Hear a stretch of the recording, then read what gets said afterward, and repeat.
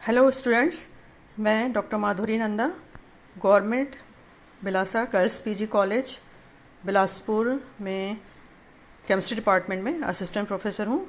मैंने स्टूडेंट्स आप लोगों के लिए एक वीडियो लेक्चर तैयार किया है। इस लेक्चर का टॉपिक है फुलेरिन्स।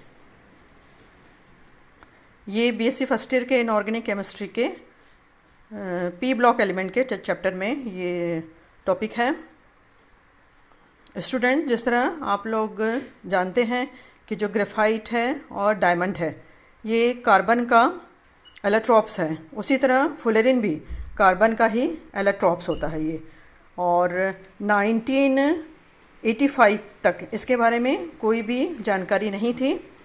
ये इंटरस्टेलर डस्ट में पाया जाता है और सबसे पहले इसे इंटरस्टेलर डस्ट से आइसोलेट किया गया था। इसका जो शेप है वो केज लाइक स्फेरिकल शेप होता है और इसका जो मॉलिक्यूलर फार्मूला है C60 है। ये कॉमन फुलेरिन है ये, और इसको बकमिंस्टर फुलेरिन के नाम से भी जाना जाता है। जियोडेसिक डोम के आधार पर ये नामकरण किया गया है और सबसे पहले 1985 में क्रोटो स्मॉली रॉबर्ट कर्ड इन्होंने इसे सिंथेसाइज किया था और इसके लिए इनको 1996 में नोबेल पुरस्कार भी प्राप्त हुआ था। स्टूडेंट्स, मैं आपको अब इसके सिंथेसिस के बारे में बताऊंगी। इसमें पहला जो मेथड है, इस मेथड को किया था वोल्फगैंग ने, क्रैशमर ने, डोनाल्ड हफमैन ने।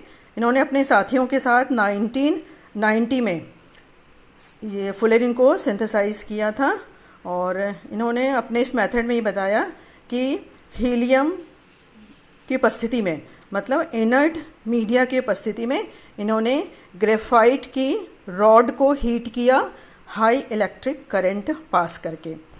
तो इस तरह जो ग्रेफाइट की रॉड है वो वेपोराइज हो जाती है और इसके बाद फिर इसको कंडेंस किया और कंडेंस करने के पश्चात क्रोमेटोग्राफी मेथड से इसको सेपरेट किया था।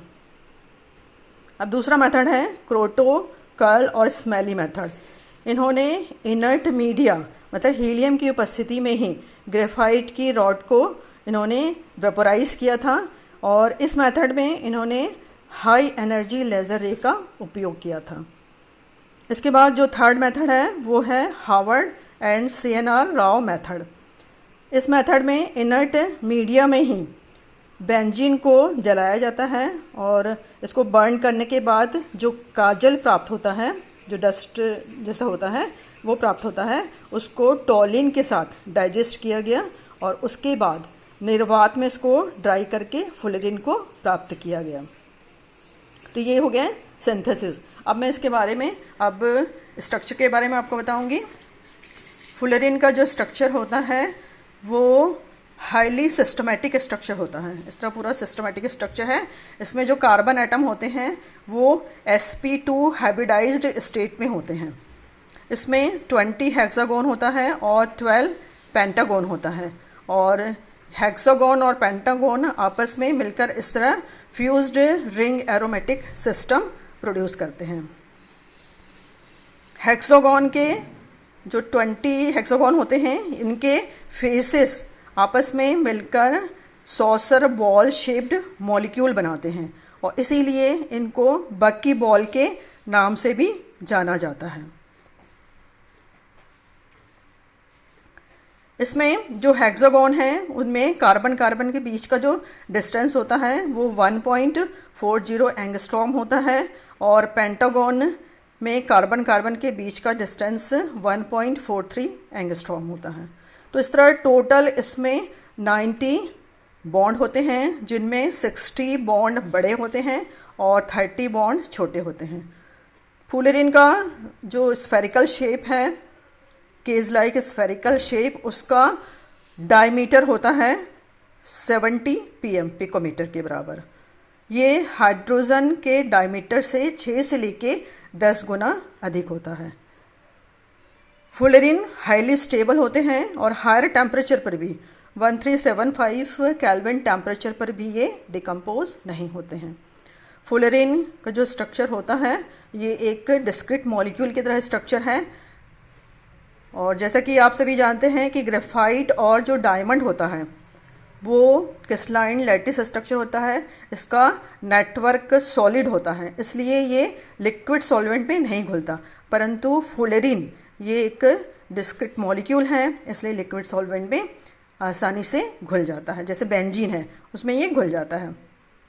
अब इसके बाद इसका रिएक्शन, इसमें डबल बॉन्ड होते हैं, इसलिए इसमें एडिशन रिएक्शन होता है। जैसे कि अब पहला रिएक्शन हाइड्रोजन के साथ रिएक्शन एडिशन होता है और हाइड्रोकार्बन बनता है C60H18 C60H38।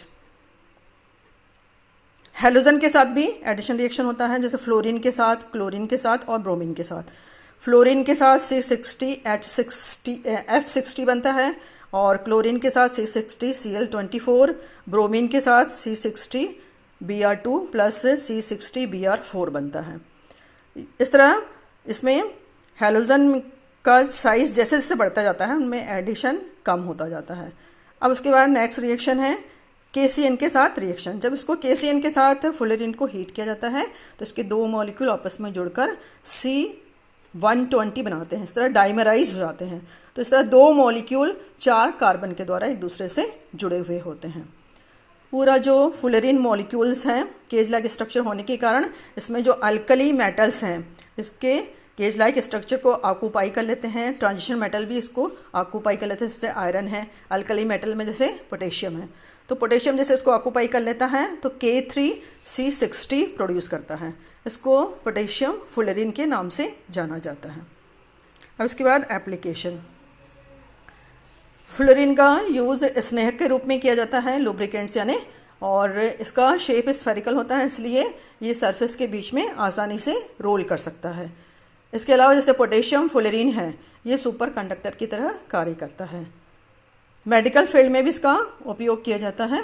मेडिकल फील्ड में ये एंटीऑक्सीडेंट की तरह यूज़ होते हैं और एंटी वायरल एजेंट के रूप में भी इनका यूज़ किया जाता है। तो इस तरह स्टूडेंट्स मैंने इस लेक्चर के माध्यम से फुलेरिन के प्रिपरेशन के बारे में, फुलेरिन के स्ट्रक्चर के बारे में और इसके रिएक्शन के बारे में बताया है।